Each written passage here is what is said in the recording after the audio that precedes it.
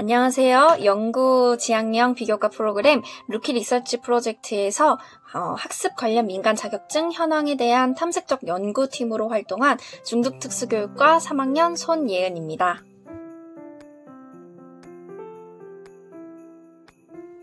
저는 조익서 선배님과 나경원 교수님의 동료로 먼저 이 프로그램에 대해서 접하게 되었는데요. 특별히 제가 논문이나 연구에 대해서 깊게 고민해보거나 접해본 적이 없었기 때문에 이번 기회에 좀 접해보고 싶어서 최종 신청하게 되었습니다.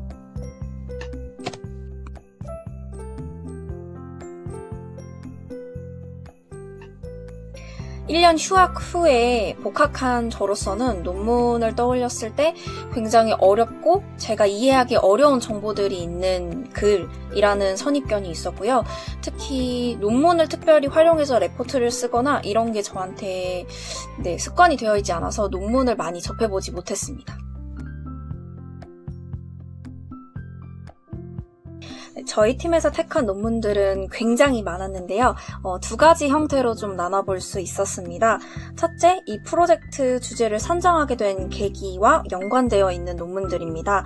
사회서비스 분야 민간 자격증 현황에 대한 탐색적 연구, 독서 관련 민간 자격과 교육 및 훈련 과정 현황 분석 등과 같이 다양한 분야의 민간 자격증 현황 분석에 관한 연구가 제시되어 있지만 저희가 주목하고 가장 중요하게 생각한 학습 관련 민간 자격증 현황 분석이 없었습니다. 그래서 이에 관련한 논문을 선정하는 계기에 앞서 말씀드린 두 가지 논문을 통해서 프로젝트 주제를 선정할 수 있었기 때문에 택했습니다. 두 번째 유형은요, 내용에 대한 객관적인 정보를 뒷받침할 수 있는 논문들을 참고했습니다. 학습자의 학습 개념, 학습 접근과 학업 성취의 관계, 학교급 간 비교 이런 논문이나 민간 자격 등록 관리 체계 개선 연구, 그리고 학습 부진 아동과 일반 아동의 학업 동기와 자기결정성 동기와의 관계 연구, 이런 논문들을 저희가 선택한 이유는 의문을 제기했던 민간 자격증 체계에 대한 현황과 학습에 대한 구체적인 정의, 그리고 저희 전공과 연계성을 가지는 학습 부진, 학습 장애 등을 함께 다루고 있는가에 대한 검증된 정보를 기반으로 논문을 작성할 수 있게 해주었기 때문에 선택했습니다.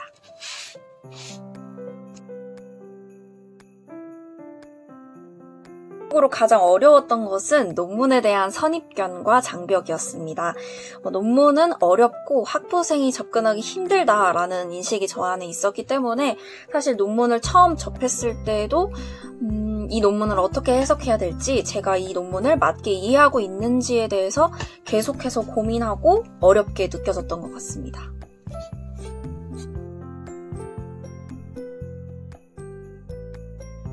활동 중 가장 인상 깊었던 점은요, 팀 활동을 하면서 제가 논문에 대해서 정확하게 이해하고 있는지, 논문에 어떤 정보를 발췌해야 되는지에 대해서 팀원들한테 굉장히 많은 도움을 받았던 것 같고요.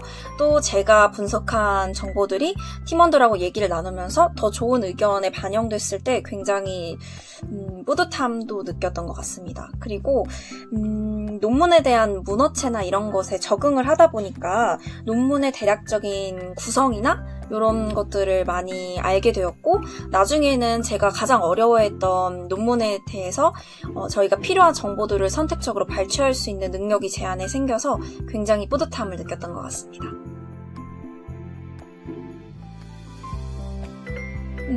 평소에 당연하게 여기던 많은 지식들이 있었습니다. 이런 지식들에 대해서 그냥 저는 정보를 수용하는 편이었습니다. 근데 이번 활동을 통해서 제가 알고 있던 정보들이 사실은 굉장히 구체적인 정보를 검증하고 검증된 정보들이라는 것을 깨달았고요. 또 현재는 정식적으로 규정되어 있는 정보들도 또 다른 관점에서 보면은 수많은 오류들이 있고, 그 오류들을 통해서 새로운 정보를 발견할 수도 있다는 것을 깨닫게 되었습니다. 그래서 앞으로 제가 어떤 정보를 접했을 때 그냥 무조건적으로 수용하기보다는 이 문제가 정말 제가 맞게 알고 있는 것인지, 이 정보가 얼마만큼 검증된 정보인지 한 번 더 고민하고 생각하게 되는 그런 태도를 저는 이번 프로젝트를 통해서 배운 것 같습니다.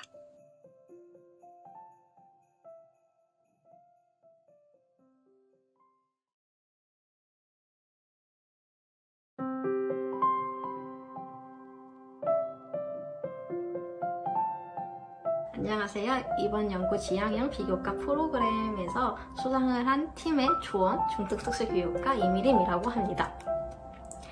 교수님께서 연구 지향형 비교과 프로그램이 있다고 소개를 해주셔가지고 참가하게 되었습니다. 지적장애, 정서행동장애 같은 경우에는 많은 대중들이 잘 알고 있지만 학습장애는 많은 분들이 잘 모르기도 하고 이름조차도 생소하기도 하여가지고 이번 기회에 학습장애를 많이 알리고자 참가하게 되었습니다. 평소 너무 딱딱하고 어려운 내용들로만 구성되어 있다고 생각이 들어가지고 과제를 하거나 필요한 내용을 찾을 때만 사용했었습니다.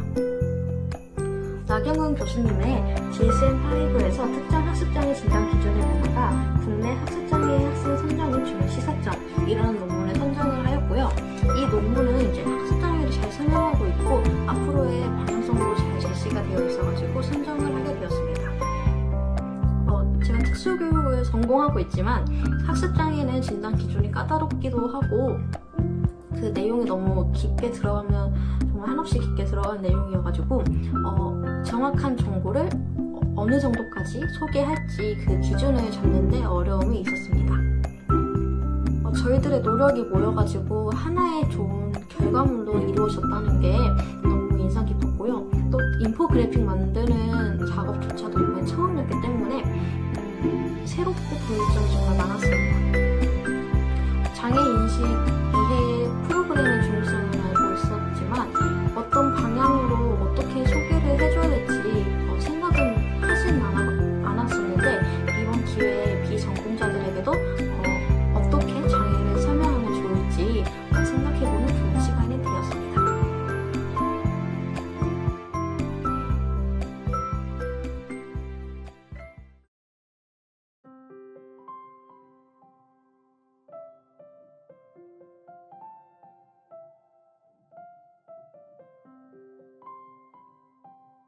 연구 지향형 비교과 프로그램 신청한 계기가 무엇입니까?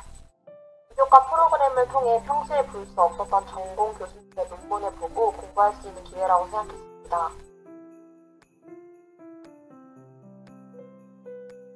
평소 논문에 대해 어떻게 생각하고 있었습니까? 논문은 심오하고 어렵다고만 생각했는데 이번 계기를 통해서 생각이 많이 달라진 것 같습니다. 이 논문을 택한 이유가 무엇입니까? 미디어가 범람하는 현대 사회에 살아가며 다양한 매체를 이해할 수 있는 미디어 리터러시 능력이 필요한 시점이라고 생각하여 선택하게 되었습니다. 논문을 살펴보면서 어려운 점은 무엇입니까? 논문에서 말하고자 하는 핵심을 파악하여 추가된 새로운 자료를 만드는 것이 어려웠습니다. 활동 중 인상 깊었던 점은 무엇입니까? 제가 말하고자 하는 핵심이 무엇인지 팀원들과의 회의를 통해 알아가는 과정이 가장 인상 깊었습니다. 활동 후 얻은 지식과 경험은 무엇입니까? 우리의 삶과 매우 밀접하지만 무지하고 살았던 미디어 리터러시와 스토리텔링의 개념을 이번 기회를 통해 자세히 알게 되었습니다.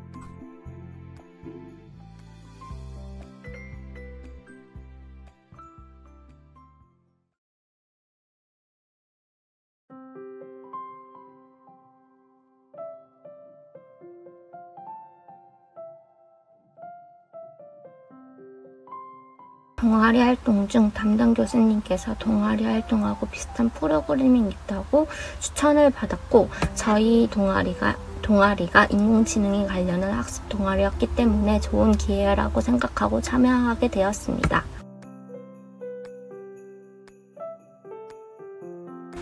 저희 학과 논문 프로그래밍인 캡스톤 디자인은 대부분 실험으로 이루어져 있어 많은 장비가 필요하고 혁신적이면서 새로운 주제를 쓰여야 된다고 생각하였습니다.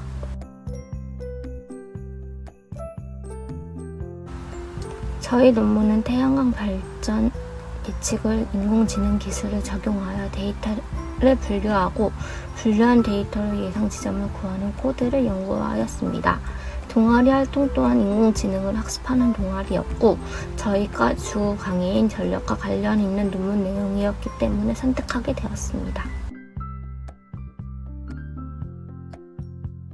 프로그래밍을 돌릴 때 날짜 데이터가 신경망에서 숫자로 인식하였습니다. 1월 1일 날짜 데이터가 숫자 11로 인식되어 11일 아닌 1월 1일로 인식할 수 있게 수정하는 것이 어려웠습니다. 저희가 배운 딥러닝에서와 달리 그에 맞게 데이터 형식을 수정하고 인공신경망에서 프로그래밍을 하였습니다. 햇빛의 색이나 기온에 따라 발정량이 비례할 것 같았지만 예상값과 결과값이 달랐습니다. 이 이유는 구름이나 눈, 비와 같은 날씨에 영향을 받았기 때문입니다.